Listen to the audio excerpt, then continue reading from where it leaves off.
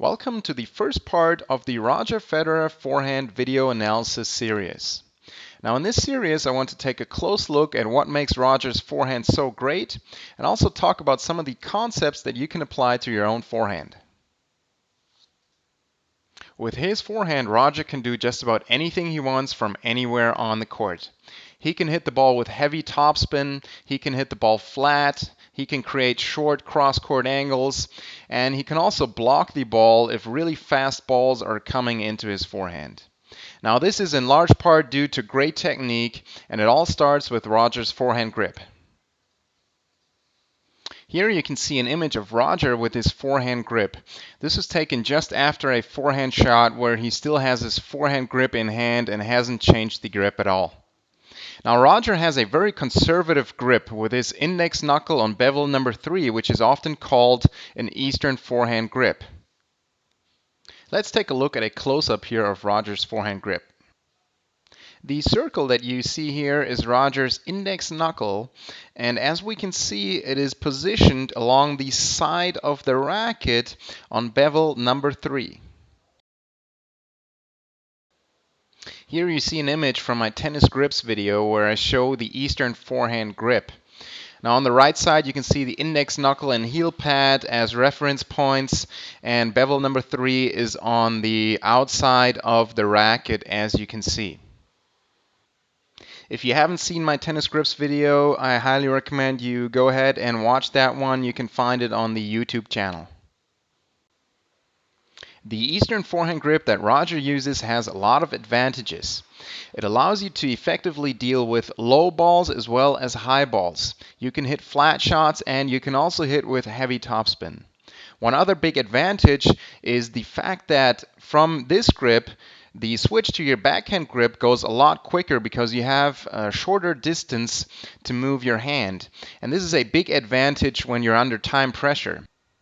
Two common examples where this comes into play are the return of serve and when you're dealing with really fast balls, especially on fast surfaces, where you have to make quick switches from forehand to backhand and the other way around. Now that we know about Roger's forehand grip, let's take a look at the beginning of his swing, which is the unit turn. Here we see Roger with his feet in the air just before coming back to the ground for his split step. And here you can see the split step. Now this is the important part. From here, Roger is going to start with the unit turn. Let's take a look at that in super slow motion. As you can see, Roger initiates the backswing by turning his entire body as a unit. He's turning the shoulders and the hips until he gets into this fully coiled position. Let's take a look at that a few more times so that you get a really good visual idea of what the unit turn should look like. As we can see, Roger is really just turning the body and his arms are doing almost nothing. And that's a crucial aspect. Most players make the mistake of initiating the backswing with the arm and not using the body enough. One aspect that really helps with the unit turn is to keep the left hand on the throat of the racket while you're turning. Let's take a close look at that.